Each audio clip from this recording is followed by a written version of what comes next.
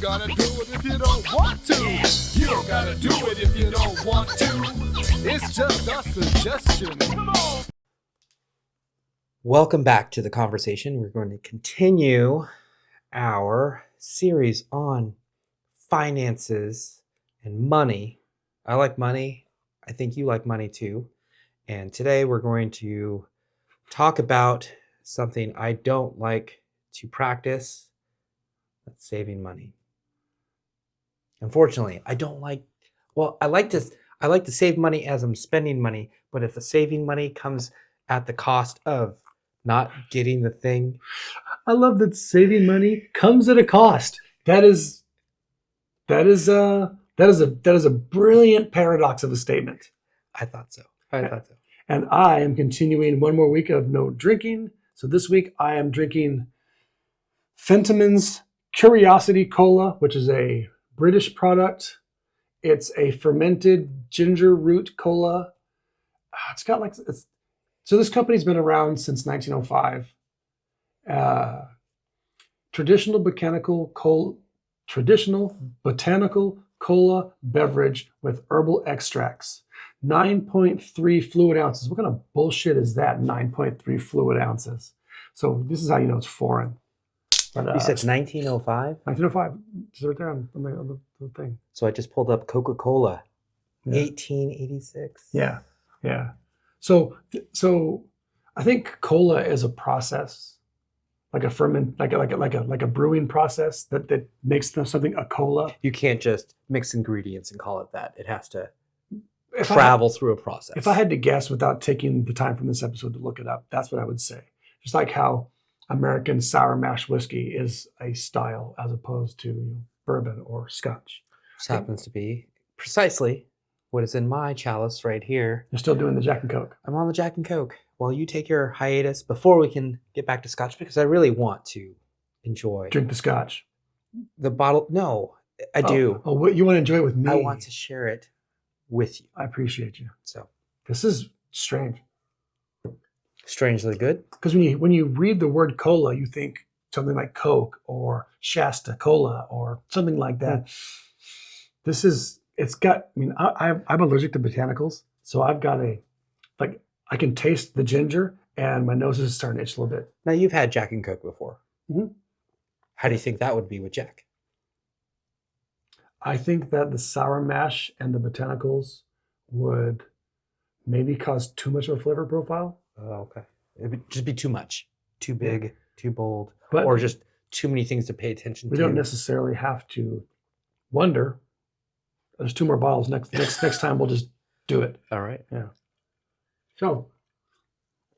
So we have established Psych hates saving money, but he does it. I do it. And the only reason, well, not the only reason, but one of the biggest reasons I am not destitute and poor and living under a bridge somewhere is because my wife is the polar opposite. She is content.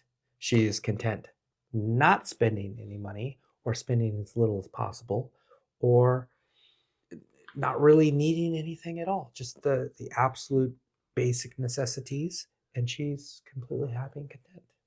My wife is the same way. So when I save money, and I'll talk about that in a little bit here, but when I save money, I take money out of our paychecks and I put them into savings accounts on top of whatever else I'm doing. And say that again. You put them into savings accounts, which is plural. Something we're going to delve into today because a lot of people don't have those. Yeah. You can get a checking account at a bank without a savings account. You can just get checking. But I have savings accounts. And it's not really like I have multiple savings accounts. I have 2 accounts at the same bank. And one of them is just for my wife. I've got an account with her name on it. And whenever I put money into our main account to save main money, I also have a percentage, an allowance, if you will, that I give to her to spend on whatever she wants. Like, you know what? if you're not, because I mean, she can buy whatever she wants whenever she wants. But if she wants something special for herself, or if she wants to do things that are just for her, or if she wants to feel like she's going to buy something that maybe she shouldn't because of some belief that it's not going to benefit the household or something like that, like whatever the reason, whatever, because I mean, she could spend all of her money. It would be fine. It's just her money. It's her money. But she has this little account that she can do whatever she wants with. And it's a spending account. But she doesn't spend it ever. So it's a savings account. It's the same as your wife. My wife bought a dress a couple of weeks ago, and I think it was the first article of clothing that she's bought for herself in the last decade. And you were sharing when we took that trip to San Francisco that you found a dress that you knew she would like at the Macy's in Union Square, but she would not approve of the cost. She would have top roped me if I would have bought that $380 dress at the Macy's in Union Square. Yes, she would not have been pleased. I would have helped you with that because I've got a Macy's card and I had a Macy's coupon, and we could have made that happen. You let me know next time. Something tells me 20% off was not going to cut it. And now I just read that the Macy's in Union Square is closing. So I'm glad I got to see it. I walked the entire thing. When is it closing? January, I think. Oh, okay. We could look that up, but I'm going to be there next month. Yeah, but I'd never been there, and I am glad that I walked the entire thing. It's massive. It's massive. I mean, you were doing your timeshare presentation, and it was hours long, and I was by myself, 57 minutes, slightly hungover, and needing to occupy. So I found that fake McDonald's, the vegan anti-McDonald's restaurant. Be sure not to take me there the next time. It was interesting. That was an experience, bro. You want to talk about experience? It was interesting. And then I walked Union Square. I walked all 7 stories in the basement of Macy's, found the Toys R Us, and it was fun. You found everything. I found everything. You went everywhere. I went everywhere. And I found the $400 dress that my wife would absolutely have lost her shit. I mean, she doesn't get mad, but she would have been disappointed. And she might have boycotted and not worn it. So what we do next time, you buy the dress, then I buy another dress at Macy's for less. I'll give you the receipt, and then you just show her the. Unlike my father, I don't hand out the values of things. Well, then how is she going to know to begin with? She's going to ask, and I'm not going to lie to her. You have me available to omit. What we're saying is I should have bought the fucking dress. Yes. She would have looked really nice in it. But I saved that money. You did save that money. You did. And your wife continues to save all of her money. Perpetually. That's not a bad thing. No, it's not a bad thing. It's not a bad thing. No, because it's good. It's good to have, it's good to have things that you want. Be happy in your life. But, saving money is important because we were talking about, how people, only 25% of Americans could survive for 3 months. If they lost their job, or if they lost their arm, or if they could not make money. 3 months. Well, I disagree with that to a certain extent because we went through COVID and everybody survived it. Well, yeah, but how much money were people being given to do that? Correct. So that's a terrible thought process. That safety net exists in our country. It currently exists, right? We went through what we called a pandemic, something that was worldwide, and our country experienced to one of the greatest extents of any. It surpassed any natural disaster that we have known in recent history. And people were out of work. They couldn't leave their homes in some places. Some municipalities had all of these mandates that were many considered to be overreaching, and people were without income. And what happened? Yeah, you're right. During the pandemic, anybody who was in dire need, Uncle Sam stepped in. He's a rich uncle. He's got the machine to make the money, but it almost sounds like you're advocating for just spending all your money. You're just looking for excuses to spend money. Spend all your money, because if you totally blow existing as a human being, Uncle Sam's going to step in and you're going to be just fine. I think many families have existed like this. Yeah. On the nuclear family level, right? Families with multiple children, right? Somebody one son does everything the right way and saves and dots their I's and crosses their T's. Second son tries to follow in the footsteps of the older son and comes close, but not to that extent. Third son, or third child, decides to just throw caution to the wind, and mom and dad step in and save them every single time, right? That story that I've just outlined exists. That's happened. Similar families have traveled that road together, raising children, just child rearing. Yeah. And the government of any country, if it's supposed to lead people, if you're expecting leadership to take care of the people that it's obligated to be responsible for, then yes, it's not going to fall far outside of what we see just with families. Yeah, but the government's position is one of government. It's meant to govern people's lives, not to parent them. Correct. But if the government has unhappy people, but that's just a political sure answer. I need to give people whatever they want so they'll vote for me. That's bad parenting. Yes. Yeah. I agree with. But going back to what we experienced with COVID, yes, if you don't have any money, we're going to give you some money, right? And I think, I'm not trying to get too political, and we can end it after this, but we've seen immigrants come into our country and being afforded certain entitlements and certain resources, and I'm not necessarily for or against that. If you're a human being and you need to be cared for, and if you need certain things that are necessities, I would like to be a part of, within reason, be a part of the solution, be a part of caring for people. But if we have a track record of our own country stepping in and taking on those deficits or those gaps, then people might be disinterested in their own safety, in building their own safety net, and building their own plan B. Yes. So, yes, whether it's Uncle Sam or whether it's your parents, mother and father, you need to save some money. Is the point, because we're only hurting everybody around us in a ripple by not being able to manage our own financial affairs. True. It's, your parents have to take care of you, so that hurts them.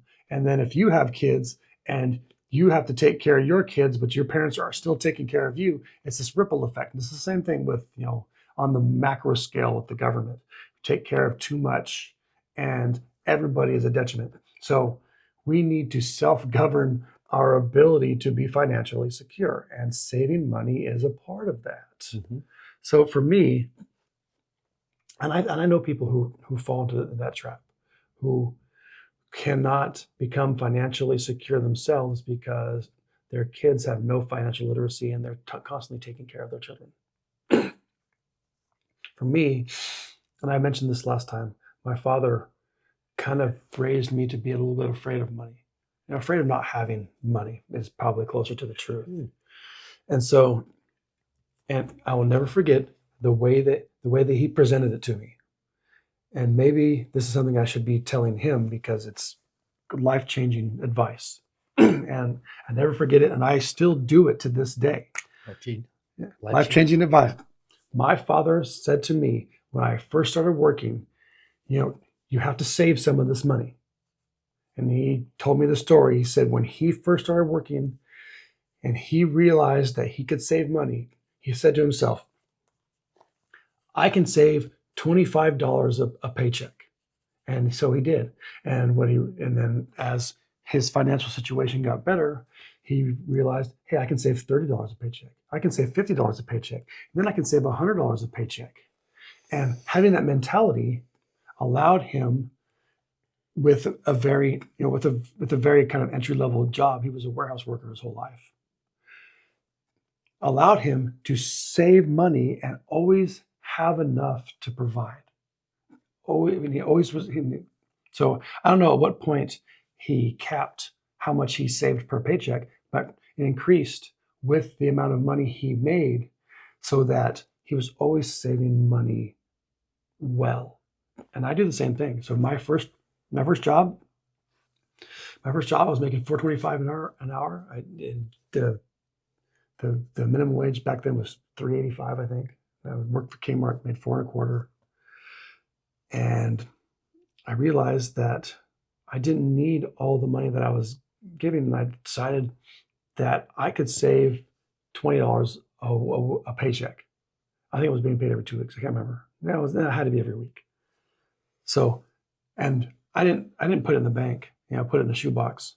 I put it under my bed, like Orson Welles. And I saved that money. And then when I got a better job, I realized I could save $50 a month. And by the time I was 18 years old, that had been so successful for me, saving just a little bit of money, deciding I don't need this money. I don't need this. I saved it. Deciding I could do that when I got my first traffic ticket at 18, running a red light, I was running a red light. You rebel. Running a red light? Yeah.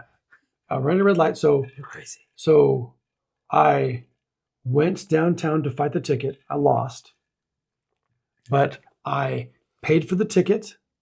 I paid for traffic school, and I paid to have it, taken off, basically to make it so that it went away, so that my parents would never find out. And I had the money to do that without telling them, because what 18-year-old kid in 1996 had the $400 or $500 necessary to go through that process. But I did, because I'd been saving money since the day I started working. And if my mother watches this podcast, this will be the first she ever hears about that. She doesn't know? I never told her. So sorry, Mom. But when I was 18 years old, I ran a red light and I got a traffic ticket. I do hope that goes well. She's going to be like, Eric, Michael, you turned out just fine. Oh. But at the time, I obviously didn't want to get in trouble. I didn't want to tell them that I got a ticket, because I didn't want to get in trouble. So I was driving the 1971 Volkswagen Bug that my parents had purchased new, and that my grandfather kept for me and gave to me as a graduation present. And I only had my license and had a car for maybe like 90 days. And my mother, to this day, she's I won't tell you my mom's age. Calm down. But my mother has never had a traffic ticket in her life. And when I was younger, she bragged about it. And so I want to make damn sure she didn't find out. All right, hold on. Off topic, but has she ever been pulled over? I don't know. That's a good question. I could argue the semantics of police interaction with my mother. Yeah. So. All right. So my question has always been, and I'm going to leave you with that in suspense, because I've been talking about this with somebody at work. Mm-hmm. Somebody who let's just put their life in this box. And everything they see about their life lives in here. What they have, what they can earn, their earning potential, and their expenditures are finite according to them. They're absolutely finite. They do not change. And this box is what they know and they almost embrace, and they will almost argue against anyone that tries to present them something that's outside of what they know. My question is it easier in our current day and age to earn more, or is it easier to save more if you are trying to change your financial status? If you're trying to move the bar up a little bit in your life, if somebody's trying to take their life to the next level with money and finances and their own future involving money, is it going to be easier to save or to spend, in your opinion? I think that trying to break out of your tax bracket or your situation and elevate yourself costs money. It's the whole 3-card Monty, gotta have 20 to make 20 Okay. kind of belief. So like so for me, I would say that so people who really are trying to get out of their current financial situation, trying to do better, trying to make more money, trying to hustle or whatever, like our boy with his barber shear sharpening business, he's trying to do more, but that's costing money to invest time, resources, and technologies to give him the opportunity. If you're working a regular job as a grocery clerk and that's where you're at, you can't really elevate out of the retail environment unless you do something drastic like get a trade certificate, go back to school. That all costs money. So anybody who tries to quick fix getting to the next level, even more money, because now you are gambling with some form of investment, whether it's time or service or something financially rooted, to catapult you into the next thing. So anytime you try to do better or be better, society has created this caste system process where you have to work to get to the next level, and everything that we work towards costs money. It's like, have you ever seen? Gosh, what's the name? It's a Nick of Time. Is it? No. There's a movie with, I think it's based on a Philip K. Dick novel, but it's a movie with. Was it Nick of Time? Was it Nick of Time with Justin Timberlake? The sci-fi movie. Anyway, it's a sci-fi film where currency is time. When you turn 25, a clock in your arm kicks on, and you have a year to live, but you can work and earn more time. And it's a caste system. I'll look it up while you talk. But the point of the film is, it sets people in their zones, and things constantly go up a little bit in price to keep the poor dying regularly while the wealthy live forever. And to get to the next zone, you have to pay a fee to get out of your burrow, say, right? And so, in the movie, Justin Timberlake is given a windfall of hundreds of millions of hours or some shit by a dying man, and he buys his way all the way through all the burrows, and it kicks off the drama of the film, because nobody does that. So yes, I firmly believe that to elevate yourself, it costs you money and time as an added expense to get into that next situation. But it's easier for the average person to save more money or to spend more money. The average person spend more money. We're talking about according to. I'm sorry, I misspoke. Is it easier for the average person to save more money or to make more money? Oh, I see. It's easier for the average person to save more money, because saving money is relative to the amount of money you're making. Every time you've ever gotten a raise and elevated your financial status, you have increased your spending to match. Everyone does that. I do it. You do it. We all do it. We don't go from making $50,000 a year to making $100,000 a year and still spending money like we're making $50,000 a year. Spending is not a part of that equation. It's just the saving and the making. But it's all about percentages. So it's easier to save money because if you're saving 3% of $50,000, but you're also saving 3% of $100,000, that's more money. It's a natural progression by percentage.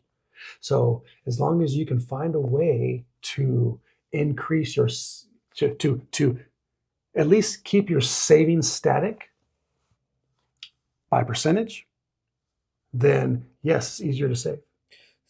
Okay, so what about going back to the person that I talked to at work about this? They believe that in our current society, there's no more middle class. It's pretty much the people that have and the people that have not. The people that are living at the poverty line basically are below, and the people that are wealthy. The middle is people are being pushed one way or the other. In my opinion, and I think I disagree with you on this particular notion. So let's say somebody makes $2,000 a month, Mm-hmm. right? That person cannot save $2,000 a month. We know that because that's all they have. They have to survive and exist. But that person probably has the potential to go out and double their 2,000 and turn it into 4. In our current society, I mean, everything, we know the people that are making the majority of the money on TikTok and Instagram and YouTube are outliers. We know that.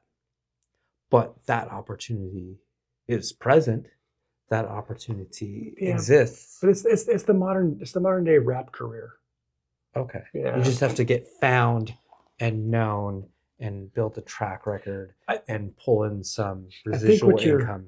I think what you're getting at is, so I still believe that saving money is easier by percentage, but there is a ground floor, and so what's the floor? What does somebody need? What would you say somebody needs in the United States currently to sustain themselves, just themselves? According to statistics in 2022, the average household, it was $67,000 a year. Okay, household of how many people? That's average household. You're talking about what, 2 adults, 2 kids. So let's take one person, an individual. Yeah. The poverty line is, the federal poverty line is about $15,000 a year. Is that low? Yes. Yeah. 15 and change, I believe. Federal, across all the states. So for an individual, it's $14,580. Okay. Oh, by the way, that movie with Justin Timberlake, it's called In Time. And it's brilliant. If you've never seen it, I haven't. It's really good. Really good. Old school, hardcore sci-fi. Fun stuff. So 15 grand, like you said. So if you cut that average spending of American households in half, you're nowhere near that, because they're looking at $34,000 a year of average spending for a person. But if you take away the kids, it could be a little bit lower. But man, if you're only making $15,000 a year, see, that's below the ground floor for the ability to save. You have to get to a point where you can actually meet all of your expense requirements to function in society before you can save. You have no choice. Mm-hmm. If you're making less than it costs to live and eat and do nothing else, then you can't really be a part of the saving conversation. You're in a different struggle. So the closer somebody is to the poverty line, it's easier for them to earn more. They have to find a way out. And the closer somebody is to financial success or independence, it's easier for them to then save more. Well, but again, it's still by percentage. So take away all of the people who don't make enough money to meet their basic spending requirements. Take away anything frivolous, just Mm-hmm. food and rent. Bare minimum. Food and rent. Take those people away. And then you've got the people who can do that, but then have an excess of $1,000 a year that they can do whatever they want with. Which is not much. No, but still. I mean, if you were to divide that per month. But still. So decide how much you want to spend. And I'm going to stick with the 3% thing. You want to save 3% because that's what Americans are saving, 3%. That 3% is relative to the amount of money that you have the potential to save. Out of 100%, which is $1,000, you're saving 3%. Saving 3%. If you're making, if your all your expenses are paid and you have $100,000 extra, and still 3%, it's relative to your situation. Because I'm not sitting on that $100,000. I'm spending money. I'm having fun. I'm doing whatever. Mm-hmm. But how much money do I need in order to maintain, the level of life that I live, and how much do I need to save? According to statistics, people think it's 3%. The Federal Reserve thinks it's 12%. But so I don't know that it's necessarily easier or harder at any financial place, because if you have decided I'm saving this money, just like my father taught me, no matter what, if I have money beyond my necessary expenses and I decide to save this money, I've told myself I can save this money. And that amount increased as I started making more money. Maybe the percentage didn't increase, but the amount increased simply because I made more money. Mm-hmm.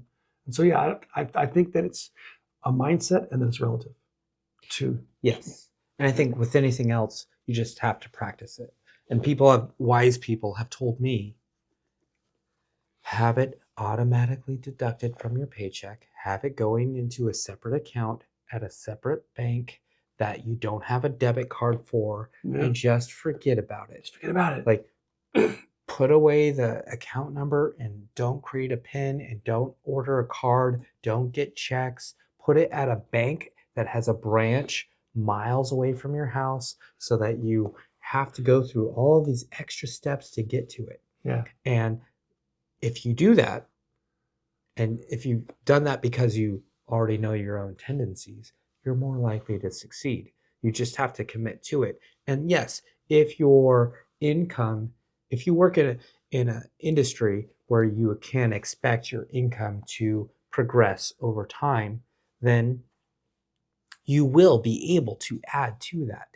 The only problem is, what's the average income in the United States? It's something like 57, 58. Can you fact check me on that? I'm going to say, not accounting for gender, not accounting for ethnicity or race. I think it's somewhere hovering around 58, 57 to 59. $39,300. What is the median income? This is what year? What year? 2022. No. Wait. Wow. Oh, never mind. I'm sorry. I didn't read the whole thing. You didn't give me enough time. Average individual income. The Bureau of Labor Statistics reported that the average annual earnings for full-time wage and salary workers in 2022 was $58,000. Okay. I How can I be so wrong? I thought you were exceptional in everything at all times. I don't speed read. I don't run fast. Those are my kryptonites. So people are going to reach a peak where they cannot put any more money in to their if savings is their goal, if they have a family, if they want to leave them an inheritance or a lasting legacy of some sort, they're going to have to do something else. Yeah. Right? They're going to have to, something that they've never done before is going to have to be achieved to push them over that or past that ceiling, right? Yeah. Generational wealth, I think, is a fleeting concept in modern society, because I don't know that I don't know that as many people are saving enough to pass it down. I find that many of the conversations I've had with people, in my opinion, that are stuck and don't know how to overcome or how to get more. They want more, but they don't know how to get it. They kind of look at their nation as this pie, and this slice goes to that person, and this person has this slice, and this person has this slice of the pie, and this group has this portion up here, as opposed to you live in a country that is a kitchen, and just go in there and make your own pie. Yeah, I'm hoping that the country that you live in also has somebody who knows what circles look like, because your slices are bad. I only have so much mobility.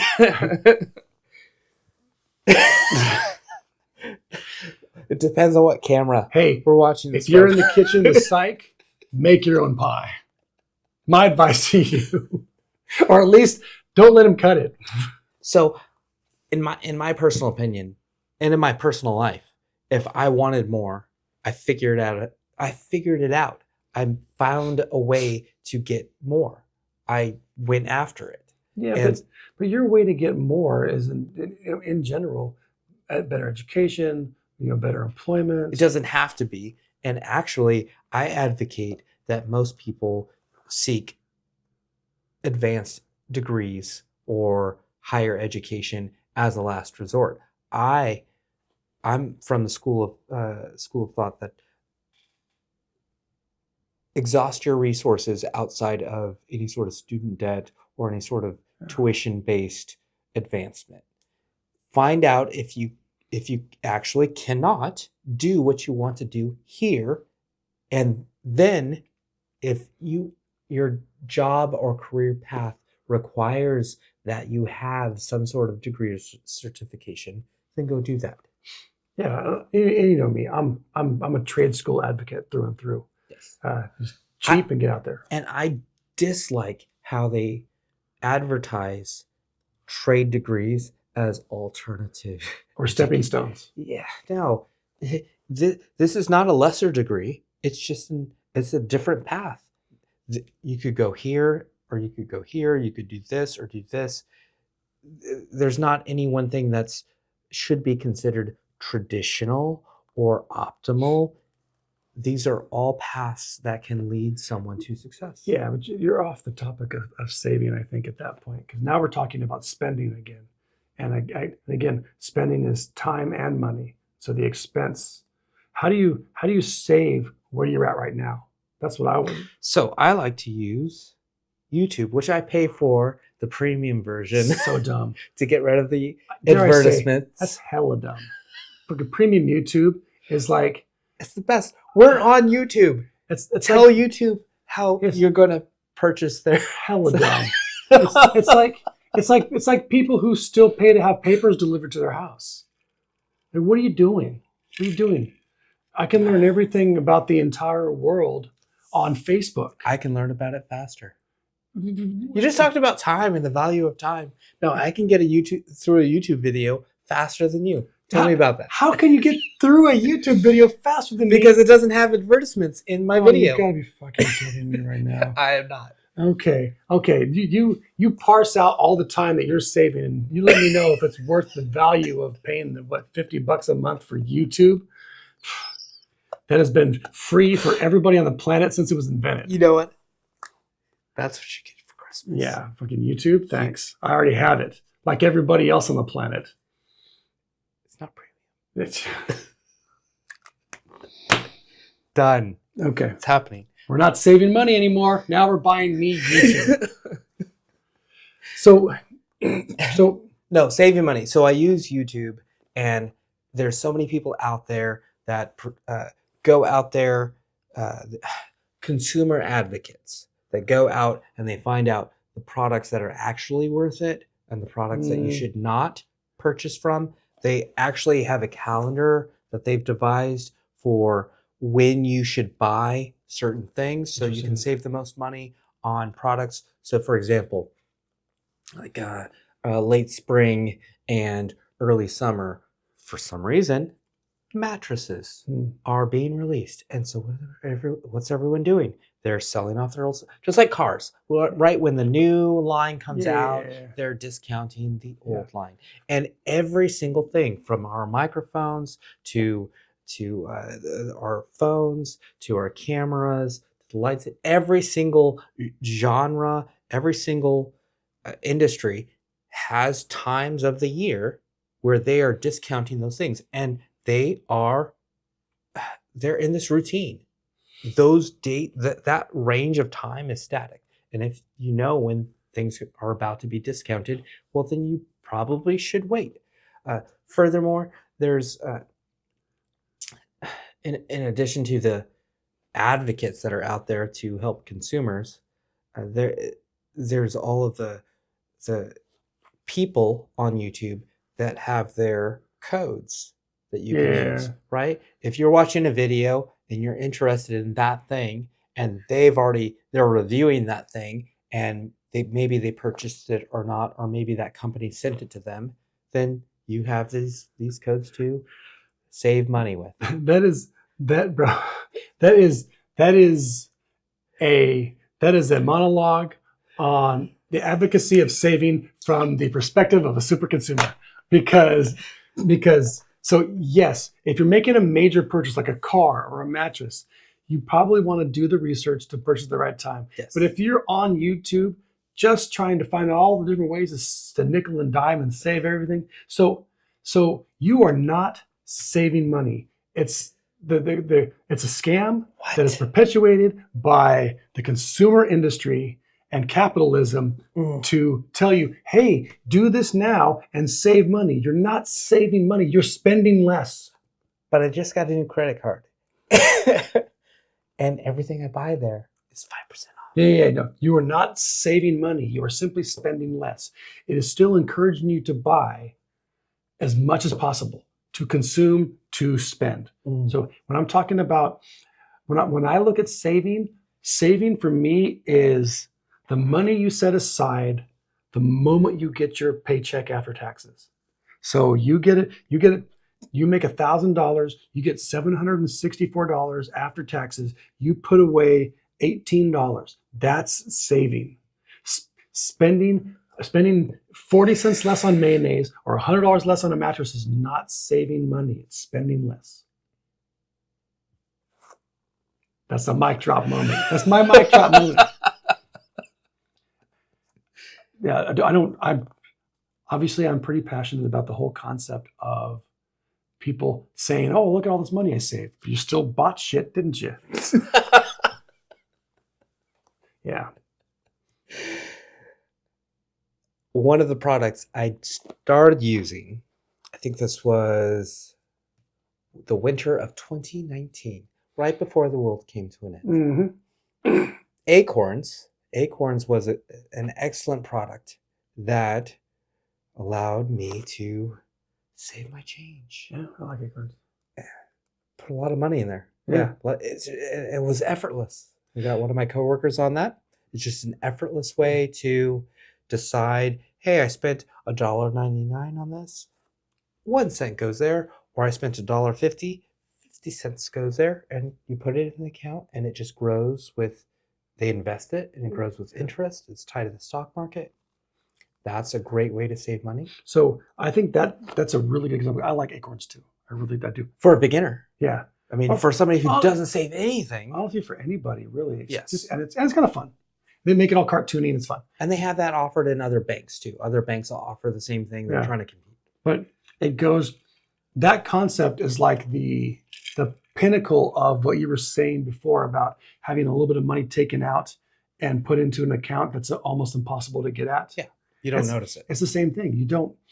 Acorns allows you to save percentages just based on stuff you're buying. When consumers purchase things, psychologically, the reason why everything is something 99 is because if it's the next dollar, it feels more expensive. Because $19.99 is so much cheaper in your mind than $20. Yes.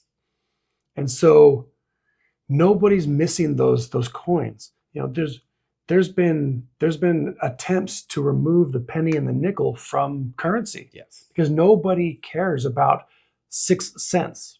But that 6 cents per, set aside again and again and again, and 100 times a month, that's $6. Mm-hmm. And at the end of the year, that's $72. And compounded at 3.5%, annually, suddenly you're saving money. Yeah, I love Acorns. I have an Acorns account myself. I have my card attached to Acorns, and I put my recycling money in there. Nice. Yeah. Nice. There's also, for those who like to spend, and so now I knew you were going to bring it back to spending. Go ahead. I'm sorry. Before I was known as a super consumer, you ridiculed me. And I needed it. And it was beneficial, and I took it to heart, and in a good way. You highlighted the fact that I had more subscriptions than maybe I needed. And more pants. I have a lot of pants. Yeah. Be that as it may. The subscriptions, I haven't used this yet, but Rocket Money, I know they're advertising. I've seen the Rocket Money ads everywhere. Yes. And in fact, I have similarly to this, I have a credit monitoring subscription. I hopefully Rocket Money doesn't delete it or attempt to get me to delete it, because it also, you don't need this. You have me. It also advises about unused subscriptions, or maybe duplicate subscriptions, or redundancies, or things that you haven't used, you don't need, and just you want to cancel them. And I've heard Rocket Money, once you get it, and I think the thing is, it's a subscription-based product that cancels your subscriptions, and I find that to be absolutely hilarious. It's brilliant. They're feeling the need. So I've seen their ads on Facebook. Mm-hmm. I think it's a good idea for people. It's a great way because part of saving money is not spending money. Say it again. Yes, a part of fuck off. But so I would say I have to look into it more, the Rocket Money thing, because I've seen their ads and they are ridiculous. Like a dude walks in and the chick is like, "Hey, how come you have 3 Netflix accounts? How do you have 3 Netflix accounts? You'd have to have 3 email addresses for one. It seems absurd. They're promoting extremes, but I think that the actual application has value because people don't know what they're spending money on. You can't save money if you have no idea where your money's going. If it's just flying out of your pockets and you don't know where it's going. So yeah, we may have to spend some more time looking at that. Maybe you do a 30-day trial on Rocket Money. Yeah, and I think maybe to cap this all off, one of Dave Ramsey's tenets is create a written budget. Write yourself down a budget. I know when my wife and I first got this place and we were poor and had nothing, this place looked empty. It was like a ghost town. No furniture or anything. We bought our kitchen table. We got some paper out. We started writing things down. What do you make? All right. What do I make? All right. And what do we need? And what do we usually buy? We wrote it all down. We had all of our expenses listed. And Dave Ramsey always promotes, give every dollar a job. It's got to have a task. You have to assign your dollars to do something. And so, and I know this is true of me, if I see in the budget, there's just $3,000 just sitting there. Unspent. Everything is paid for. Not being used for consumerism. In order to avoid that, you have to assign those $3,000 extra dollars. If you don't tell them to go somewhere and do something, they just sit there. Or they don't, then the person who likes to spend goes and they sit there until they get spent. Yes, they utilize them as they feel necessary. It's what Dad always said. Is that money burning a hole in your pocket? Mm-hmm. Because if I've got this I've got this dollar. I'm at the candy store. This dollar's not doing nothing. Buy some candy. Yeah. Yeah. No. Yeah. Same thing with your $3,000. Mm-hmm. It all goes back to relative to what you have, and I firmly believe my whole percentage analogy thing holds true. Like it's a nice catch-all for people of all financial situations. Okay. As long as they're above the floor, they're at the base level where they have everything, they can make all their expenses. Because the people who don't make enough money or don't have enough, they're it's sad, but they're in a different category altogether. I apologize if I offended anybody with my $3,000 of disposable Really? income. That's how I $1. $1. I don't apologize for my $1. Nor do I apologize for telling Psyche he has way too many pairs of pants. Maybe we should revisit this topic next year. I'm sure we're going to talk about money a lot over the course of this podcast's run. But it'd be interesting to compare and contrast and see what the spending trends in our own country have evolved into. My personal trends probably won't change much since I've been using my dad's theory on spending since I was 16. Well, no one's going to argue veering away from success. No, I'm winning pretty good. Yeah. Thank you for joining us yet again for this episode of The ConverSAYtion. Please don't forget to like, comment, subscribe, and save some money, but enjoy the money you spent. We'll see you next time. Nice t-shirt phrase. Bam, son, let's go. We need some merch. Yeah, we don't need merch. We only have 2 followers. I can just give those 2 people a fucking shirt. I mean, or you could because you want to spend the money.